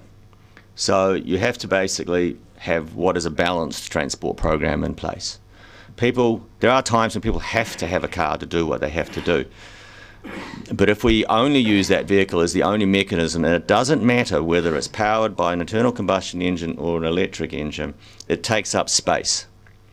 And if you've got thousands of people using a single vehicle to come into a city of our size, you jam it up. And eventually your flow stops, and so does the livability. So many of these actions are actually meeting both of those at the same time. And I will touch on the park and ride from Mosgiel, because when it was first put up, I'm glad this is coming together now as a fully integrated program, because when they came up as individuals, they were each attacked individually by those who didn't want to see it. And people were saying, it'll never work, it'll never work. Well, proof will only be in the pudding, but what we do know about Mosgiel is that when the rides came down to $2, every one of those buses filled up. And when the OIC put another bus on, it filled up again. We know there is latent demand in that area, and we know that we know from talking to people what they want. Someone who works in town at a regular job wants to be able to get to that job and get home again, and on those, if they can get a bus or a public transport system to move them in and out quickly, they'll take it, because they don't want the hassle of parking in town. Once every 2 weeks, they've got to go to the doctor or the accountant. They're going to do an unusual trip. They'll want to take the car that time. The only way we make those roads open for the people when they use that car is to get other people into other vehicles, and that's the whole point of the park and ride. It's about an efficient use of your road corridor. We're an old city. We have narrow roads. They were built in times of horse and cart. They were built for horse and carts. And in fact, we had what was basically what is now called a shared street. Nothing went faster than 10 kilometres an hour, and basically traffic and pedestrians shared the open space. We moved into the modern environment where those were now separated out. Councillor Vandervis's point about all these different electric vehicles, the very fact that e-scooters are not allowed on the cycleway and are allowed on the footpath is that Whakatahi can't get its head around what does an electrically powered vehicle do. And so they are up there with mobility vehicles. So that's why they're on the footpath. I can see in the future that the road corridor will actually be moved into speed zones as opposed to what's in it. So what is now the cycleway would be less than 20 kilometres an hour, and what is the road will be up to 40, because we won't be going 50 in those days anyway. I think what I like about this particular item and the way it's been presented and the way it's evolving in front of us as a council is that it is now being presented in all of its integrated parts, and we can see how they are working with each other to come up with what is actually a balanced system. There is nobody trying to dominate here from the design side of the council with any one particular mechanism. They're not trying to make it a pedestrian-only city, they're not trying to make it a cycling-only city, and they're not trying to make it a car-only city. We're trying to make it where all of those can work together and work together in the best way and the most efficient way. And it gets back to Councillor Lefiso's statement, which I think is the one to always remember. It is about the people of the city and how we get around what we have, the amount of resources we have, and also what are our ambitions. I know lots of young people who have not got their licence. Their ambition is to live an urban life in a city that serves them well. And they don't need a car because, in fact, they have a good bus system, or they'll get on their bike, or they live close enough to work that they'll walk there. We have our whole structure of our city set up around our district plan to integrate with how we do our transport, with that whole ideal in mind. And when you think about the money being invested in something like a park and ride and you say, well, it's a waste of time, I'm going to be asking a question that goes to the next item, which is the LGNZ remit. How much are we spending on road maintenance every year? Every time you get people out of single-use vehicles and into multi-use vehicles or multi-people vehicles, you save on road wear. So we invest in things like park and rides. We have a return on the other end on just simply the amount of wear on the road. One bus is nowhere near as damaging as 40 cars, right?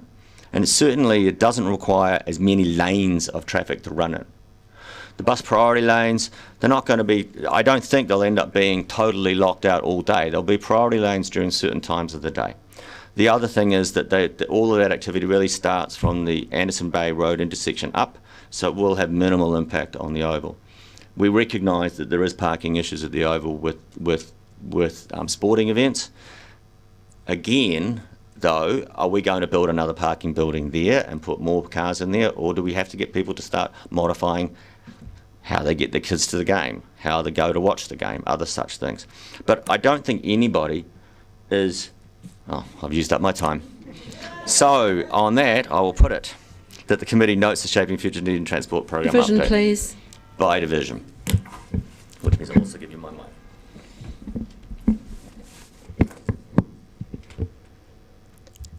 Councillor Barker. Aye. Councillor Benson-Pope. Councillor Gary. Aye. Councillor Gilbert. Aye. Councillor Houlihan. Aye. Councillor Lefiso. Aye. Councillor Lucas. Aye.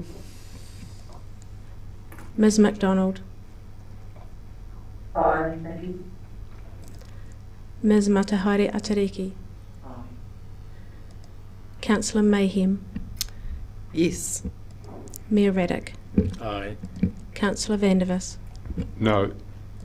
Councillor Walker. Aye. Councillor Weatherall. Aye. Councillor Wiley. Yes. Councillor O'Malley. Aye.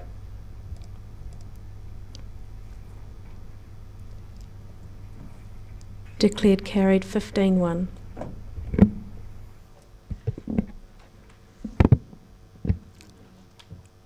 Oh, yeah, just Councillor Atkins missing. Right. My maths was just getting to me there a minute. Okay, that's carried. We'll move on to item 11, a remit to LGNZ Annual General Meeting request for support. And we're having Ms. Benson and Ms. Sullivan. I think you Claire is only here for process advice, so probably the technical folk are the ones you need. Very good. Mr. Smith. Do you wish to speak to it or just take it as read? I'm happy to take it as read. Do we have any questions? Well, I have one which I sent to staff yesterday. So this remit is really around about getting support from Waka Kotahi for maintenance and road maintenance.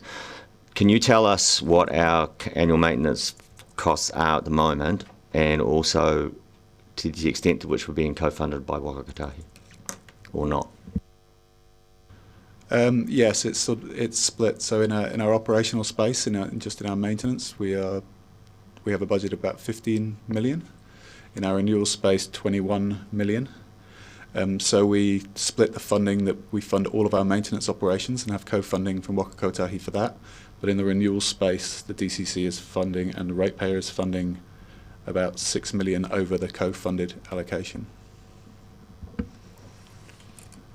And is that number that we're now funding without the co-funding, is that number starting to rise compared to what it was a few years ago?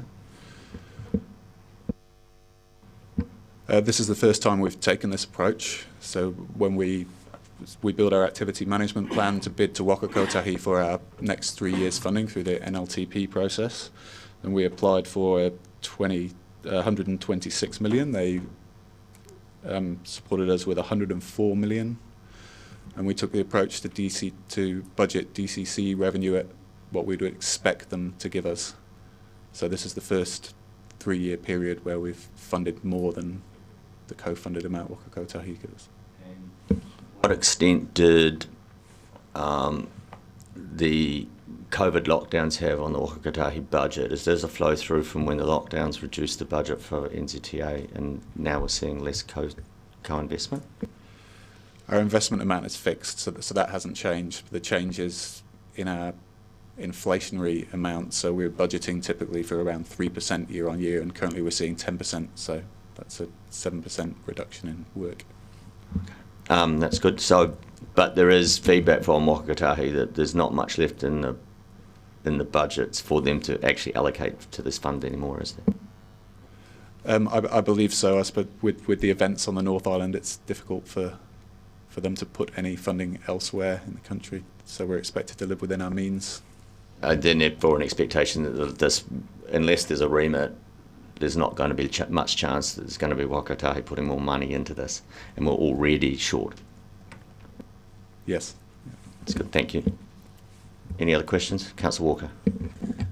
I don't know if you can answer this, but if you look at graph 1 on page 61, there's 2 outliers, and I'm just wondering if there's anything that underlies that. It's obviously from about 2012, sort of fairly good funding in Northland, but relatively poor funding in Hawke's Bay. Is there any theory as to why, or in terms of, sorry, not funding, but the remaining seal life time? I mean, the 2 anomalies on this particular. No, this is all around the state highways, so I don't have the insight there. They bid like we do on a regional basis. So.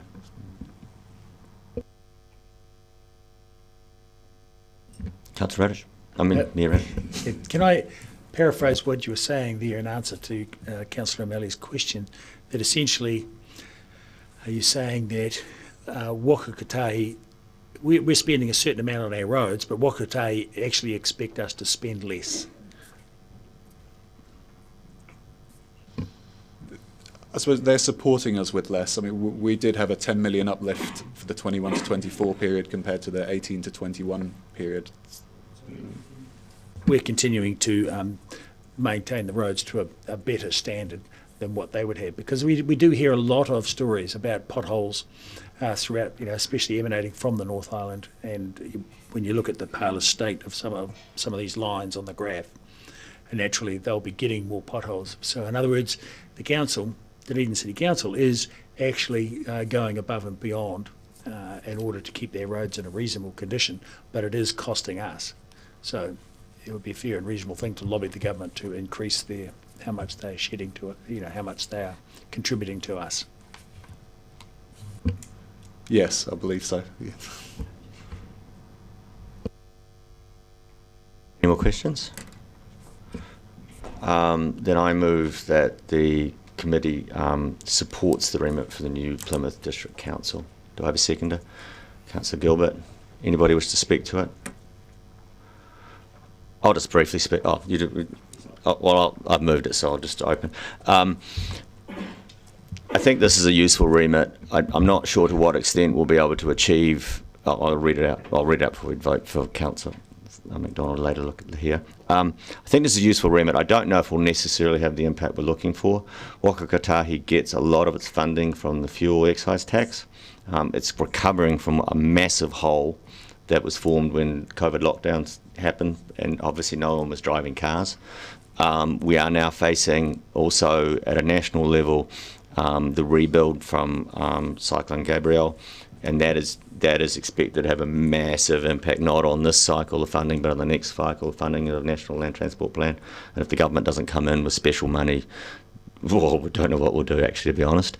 But if you look at that State Highway seal life figure on the item, it doesn't particularly relate to us because obviously that's state highways, but it shows you where the government policy has been sitting in a long time when it comes to maintenance, and they have been deliberately shortening the lifespan of the surface of the road to take it to the edge of function at as little cost as possible. So I do think we're seeing the roll-on of that, and the impact, sort of as Mayor Radich said, is that if we're to maintain our roads to a certain standard, and then the government is not matching it, then the burden is moving away from government co-funding towards directly funded by councils. And that's a heavy burden to take for any council. It's going to be particularly heavy on the smaller councils. And I would flag that this is exactly what the government did to Three Waters investments in the 80s. Took out the central government co-spending, and then councils started getting behind. And if the government doesn't come to the table on transport, we'll end up running down the same path. Rich. Yes, I think this is a very important remit to support, because what this remit does is provide collective voice and collective action of the various councils around New Zealand directly to government. We have an overarching body, LGNZ, but the government has been in the habit of ignoring minor remits from them. But by having this come forward with support, and so far my observation is it's had support from the majority of councils in New Zealand, and my expectation is by the time we get to the conference it will have all. I can't imagine anyone not supporting it, but it's possible. But so that they can see that there is a very strong collective voice from councils representing the whole of the population in the country to have more spend on the roads. Now, why they, the reasons why that there's less money in the pot is for the government to sort out, not us. But we can obviously make suggestions, but they can also twiddle the knobs to tune that so that they are getting more money into that pot, because there is funding, user pays funding does come into the road transport budget, and they've turned the knobs down, but they can turn the knobs up and tune it as they think fit. So the critical thing is that the majority of the population throughout the country would like the roads to be better, and the co-funding is a critical part of making that happen. And I agree with Councillor O'Malley's point that this is exactly what happened with Three Waters. So we find ourselves in desperate need of reform of the water system. And so as anybody that drives a car, for instance, well, especially one of those internal combustion engine cars, regular maintenance is a requirement. And funnily enough, in the brave new world many of us are embracing, electric cars don't need as much, but they will still need roads to drive on, and so the government needs to figure out better mechanisms to fund the maintenance of those roads, and I believe this remit will help. Councillor Houlihan and Councillor Walker. Thank you. Yes, good point that the chair has raised around, lowering the funding for Three Waters in the 80s, and if that's what happened, look at what we've got now, and it's a complete debacle. So we certainly don't want that to happen with anything else, with roading. Look at the hospitals. There's been story after story after story on the TV, on the radio, and everybody says it's a matter of years and years and years of underfunding in our hospital service. Look at our campaign we've been running. They save, we pay. Now, if that happens with the roads, it's just another thing to add to that in years to come, 10, 20 years later, another council, probably won't be us, but we'll be sitting around here saying that, could have horror stories around the roads because people drive on the road or push bike. It's a matter of safety as well. If the roads deteriorate to such a condition that you can't drive on them safely, that is a major problem. Also, looking up north where they've had severe flooding, one makes also question if those roads were in better condition, they may not have, which is a bit unfair for me to say because I don't know if that's the case, but you'd assume that roads, if they're in mint condition, would be more likely to, be able to stay in a reasonable condition after a major flood. But if the floods, which clearly they've suffered now, have been really very, very bad, there's severe damage to those roads, so money needs to go back into those as well. Now, if we have any events like that, hopefully we don't, but we need to be prepared for anything, and roads, need to have money spent on them. Already we have the odd pothole that everybody, members of the public, I've heard numerous complaints about potholes, and so, it's money needs to be spent. I will be supporting this remit. Councillor Walker.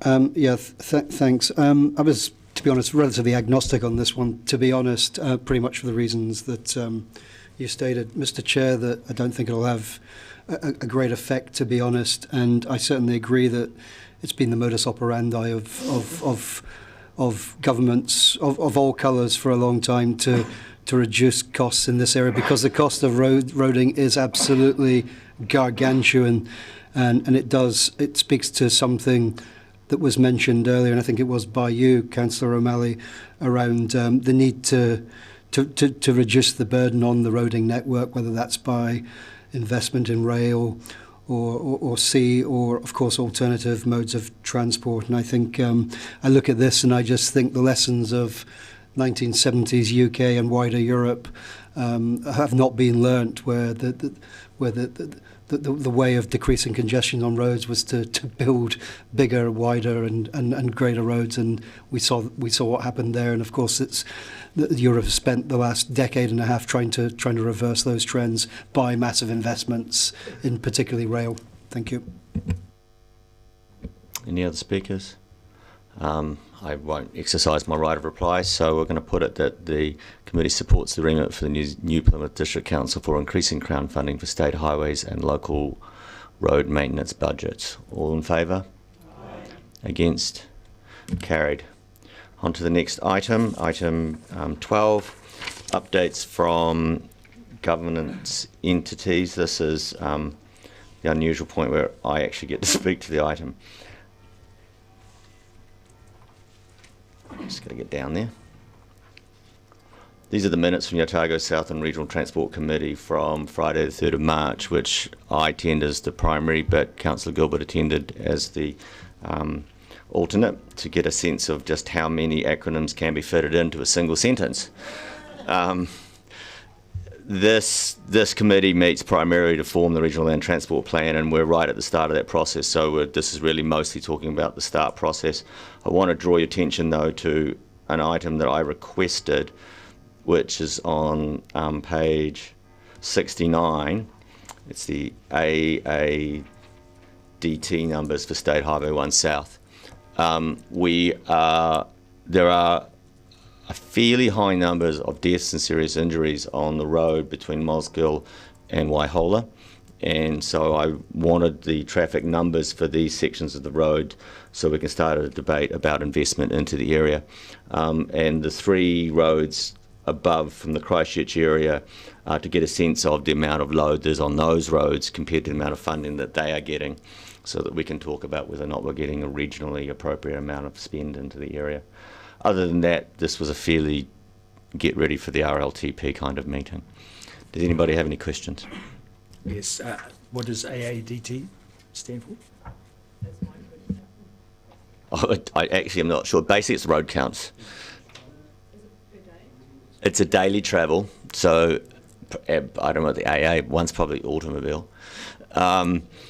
It's effectively the tube counters, so the a number of times that they're hit, and then you can tell if a large vehicle's gone over, so that's how you can tell if you've got heavy vehicles. So it's a mechanism of understanding. There you go. We can run a poll and see who's right at the end. Sweepstake. Any other questions? Councillor Barker. Have you had another meeting since then, or is there one coming up? We just had one on Friday. Annual average daily traffic. Annual average daily traffic. Nobody won. We've just had the next one, so the minutes will be at the next meeting. Anything to add from that? Oh, sorry. Not. Once we put the next minutes up, we can talk to that. Okay, then I will move that the committee notes the draft minutes from the Otago Southern Regional Transport Committee meeting dated 3rd of March 2023. Seconded Councillor Walker. Anybody wish to speak to it? Councillor Wiley. Thank you, Mr. Chair. I just want to acknowledge the fact that actually, though, these are important minutes for us to actually see at these meetings when we consider the other transport activities we have to consider. And for the 9 years previously on council, I never saw one of these until this is the second one. And I find them actually quite interesting and a must read, because it does help us with where things are heading. And even, who knew the level of heavy traffic, at the airport turnoff just north was 19%. Things like that actually do have an impact on our community and our region. So thank you. Any other speakers? Well, and in my right of reply, the purpose of actually bringing these minutes up is to bring them to your attention so that you can talk to me or Councillor Gilbert as we attend these meetings to make sure we're carrying back a view that's representative of the people at this table. Okay, so at that, I'll put it. All those in favour? Against? Carried. Okay, item 13, items for the chair. If there are none, then I'll move on to the last item, which is the karakia, and I will give you an Irish prayer to finish with. May the road rise to meet you, may the wind be always at your back, may the sun shine warm upon your face and the rains fall soft upon your fields, and until we meet again, may God hold you in the palm of his hand. Amen. And with that, I call the meeting closed at 4 minutes past 12. Thank you.